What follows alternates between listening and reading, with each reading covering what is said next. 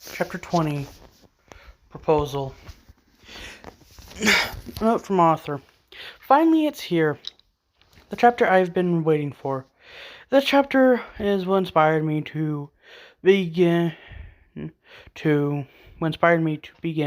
writing this story. I imagined a scenario where Rimiru proposed to Milim, and it led me to writing this story.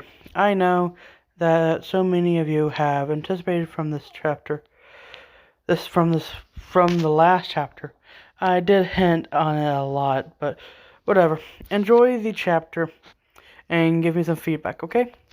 Rimiru was being dressed for his date with Milim by Shinan and Shuna. He was indeed very excited for his date, but he has to go through Shinan and Shuna dress-up therapy.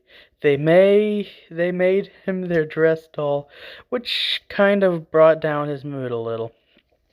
Oh, Lord Rimiru, try this one on. Shinan showed Rimiru a cloth she chose for him, which he tried on. No, Lord Rimiru, you should try this one on.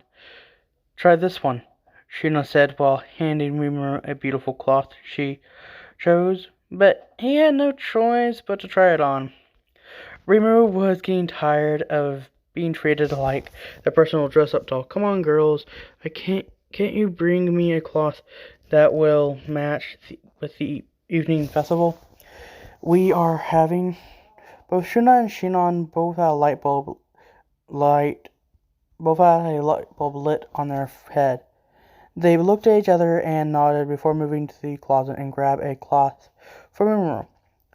When they brought the clothes and made Rimiru try it on, Rimiru put the clothes on. Both Shinan and Shuna had stars in their eyes. My lord, you look absolutely amazing, Shinan said with a little drool. I expected nothing less from you, Lord Rimiru, Shinan said to him. You guys really think it looks that great? Rimiru said, feeling a little shy. Absolutely, you look like a goddess in that outfit, Shinan shouted. Rimiru had a deadpan expression. I am a guy, though. Just then, Diablo entered with the dressing room and saw Rimiru and his new kutata. I can pronounce that. He had the most blazing expression on his face after seeing how beautiful Rimiru looked. I am not worthy to be in your presence, Lord Rimiru, he said in a dramatic way.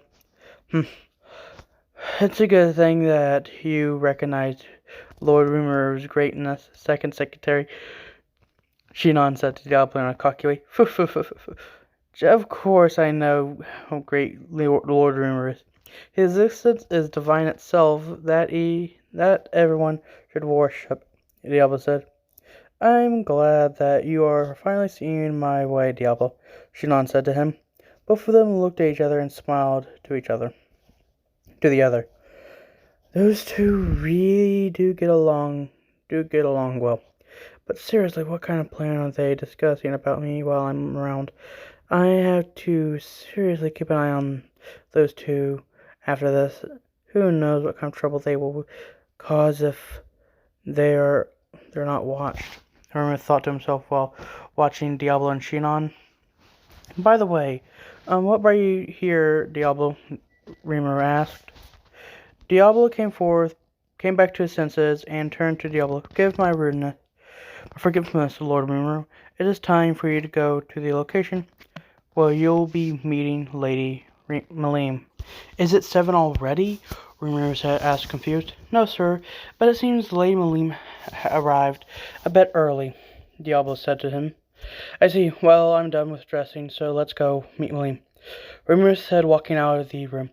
Oh, right, the rest of you are free to enjoy the evening festival, as you see fit, but don't forget about what we planned. We will, Lord, and we won't forget, they all said at the same time. Rimiru nodded and left the room. Once he was gone, Shuna and Rimiru appeared inside the room with spatial shift. They looked at the others, and they all nodded their head, before moving out to fulfill what they planned. Rimiru headed to the part of the city where a beautiful small pond was. There he saw a sight that took his breath away. Milim was standing there in the most beautiful yukata he has ever seen. He approached her and saw that she was looking at the pond, checking her hair to see if it was okay. Milim, Rimiru called to get her attention.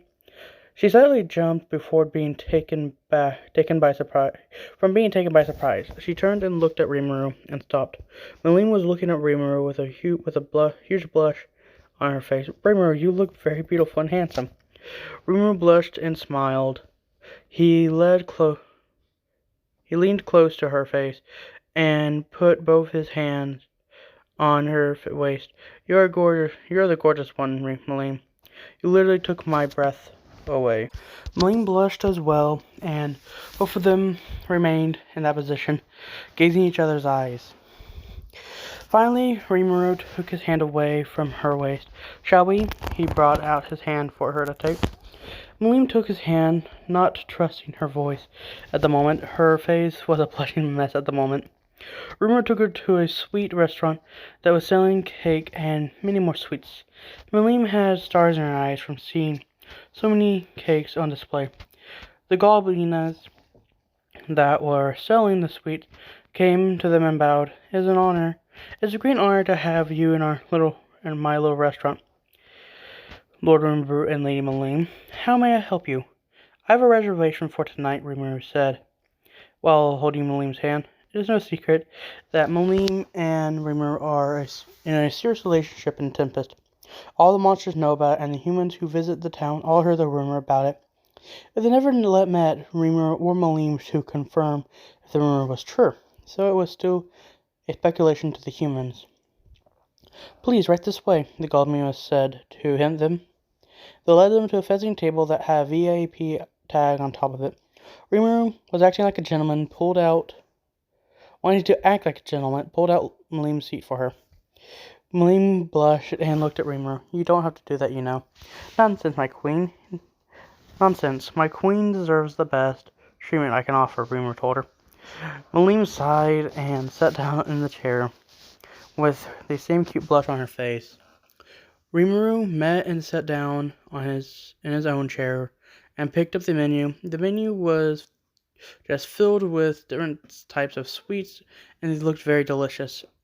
A human male was wearing a butler uniform.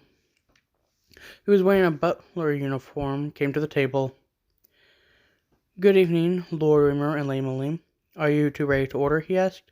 Milim looked at him and smiled. It seems that more humans are migrating to Tempest after my declaration to a demon lord, most likely seeking protection from other stronger nations. It's nice seeing them coexisting with monsters together. Yes, I would like a strawberry cake with the milk cream on top, he ordered. The butler took down notes and turned to Milim. And you, my lady? Milim had a hard time picking because everything on the menu looks delicious. She didn't know what to decide. Rimiru seen her and could tell that she was bothering her. Could tell what was bothering her. He turned to Milim. He turned to the butler. Why don't you bring her the honey cake with cheese? It seems to be this shop's specialty. Very well, then. Your orders will be ready in a moment, the butler said as he left. Milim looked at Rimiru and gave a small smile. Thanks for the save, Rimiru. I am sorry that I couldn't decide on what I wanted. Rimiru stretched out his hand and took her hand, which was on the table. Hey, don't worry about it. Tonight, leave everything to me and let me pamper you a little. Milim blushed up a storm after hearing what Rimiru said. You always know how to make me embarrassed and happy at the same time. I'm being honest, you know, Rimiru said with a smile. The order arrived, and both of them enjoyed their cake together. They were having a pleasant conversation with each other while they eat their cake. After they were done, they left the restaurant and headed to the inside of the town where the stalls were. Rimiru took Milim to a shooting store and won a prize by shooting down the target with 3 shots. Welcome to my humble stand, Lord Rimiru and Lady Milim. it seems that you two are enjoying your date with each other this fine evening, the store owner said to them with a smile. Naturally, both Milim and Rimiru blushed from hearing that comment, though Rimiru composed himself faster than Milim did. Yes, we are. We would like to try out this shooting game, please. How much will it be? Rimiru asked. Please, Lord Rimiru, this is on the house. Now, which one would you like to go first? The store owner asked. Milim regained herself and took a confident step. Mwahaha! I guess it's time for me to shine. I will go first. The store owner gave her a fake gun. Just knock down to the target and you get to choose any toy you want. Milim leaned on the counter and took aim at the store target and bent down her stomach on the counter, which gave the very flustered Rimiru a good view and shape of her butt. Crap, why does she look so... Why have her yukata have to be so tight? I can clearly see everything from where I am standing. Control yourself, Rimiru. Deep breath, deep breath. Rimiru looked at it to himself with a huge blush on his face. Milim, being ignorant of what she was doing to Rimiru, fired the shots and knocked down the 10 targets. She jumped for joy and turned and hugged Rimiru with happiness. Rimiru, seeing her so happy, forgot about his distress and hugged her back. The store owner smiled at the scene. So what would you like, my lady? Milim let go of Rimiru and turned to the store, that one next to the dragon. The store owner brought down the toy and gave it to her. The toy was a Rimiru stuffed doll in a slime form. Rimiru hugged it to her chest and smiled. Rimiru approached her and took her hand. Let's go. We have a lot more fun to have tonight. Both of them enjoyed their time together. They visited many stores and shops. Milim had a bright smile, trying out all the new things she had never seen before. Rimiru was happy to see that Milim was having a good time with him. Like all good things, this one came to an end. Rimiru was walking with Milim by his side to the center of the city. They approached a very big something that was covered in a brown cloth. The light from the center of the city was off, leaving the only light source to be the moon. Rimiru turned to Milim and took both her hands to his. Milim blushed a storm and looked Rimiru in the eyes and saw that he was nervous and determined in them. She was confused on why he was so nervous, and she became a little worried. Is something the matter, Rimiru? She asked him. Rimiru closed his eyes and breathed out, in and out, before he opened them. Milim, did you have fun tonight? Of course I did. Everything you showed me was amazing, and the best part about it is I get to experience it all with you, Milim said with a blush. Rimiru blushed as well and smiled. Well, I have something to show you. What is it? Milim asked him. Rimiru gave the signal to Mimaru and the rest, who were all hiding in their places. Rimiru instructed everyone on what to do to make his surprise from Milim special. And before his date, they all had been setting up for him. Now it was time for it to be put into action.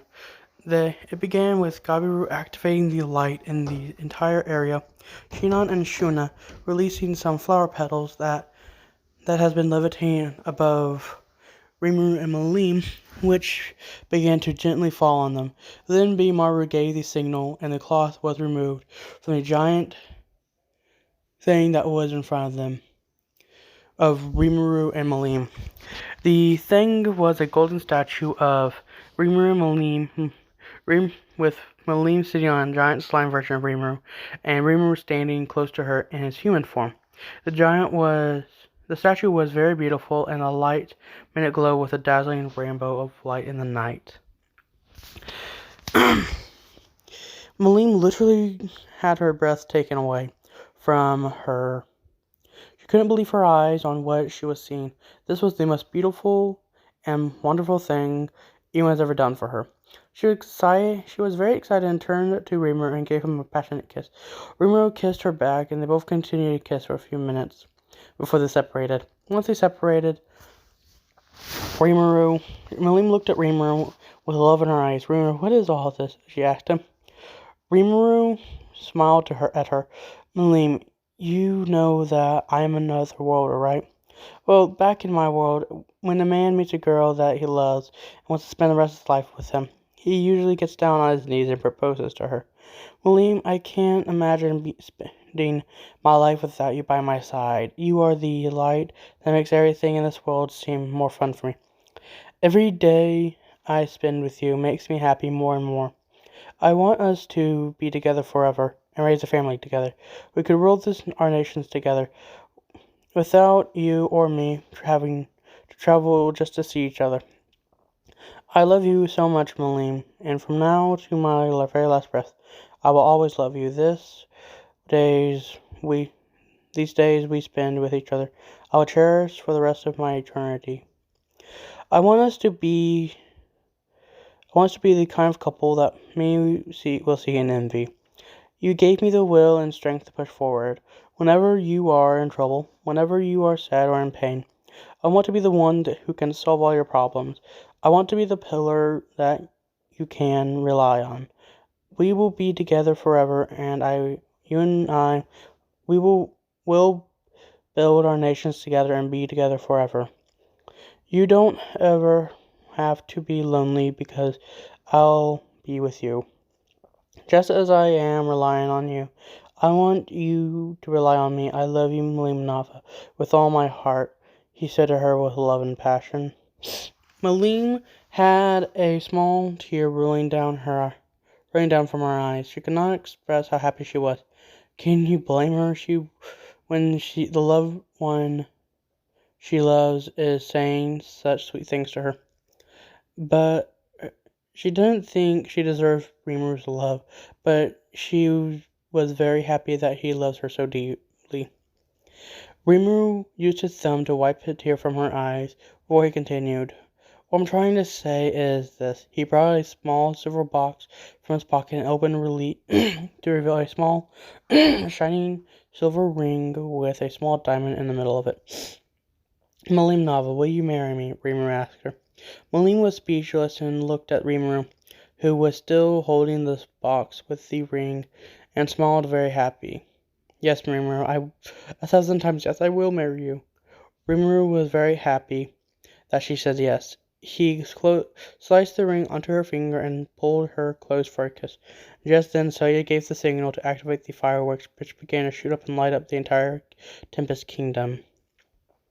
Milim pulled away from the kiss and looked at the sky and saw the beautiful display of fireworks that were lighting up the sky. She felt someone pull her waist and saw that Rimuru had pulled her to his side for a side hug. She smiled and relaxed while placing her head on his shoulders, and both of them enjoyed the fireworks display together. Finally, after many struggles, the love of these two demon lords has reached a new level. This was a joyous occasion for them, but trouble is fast approaching. After all, Hinata and the Paladins are still on the way to Tempest, and the 7 Days clergy are still plotting some behind the scenes.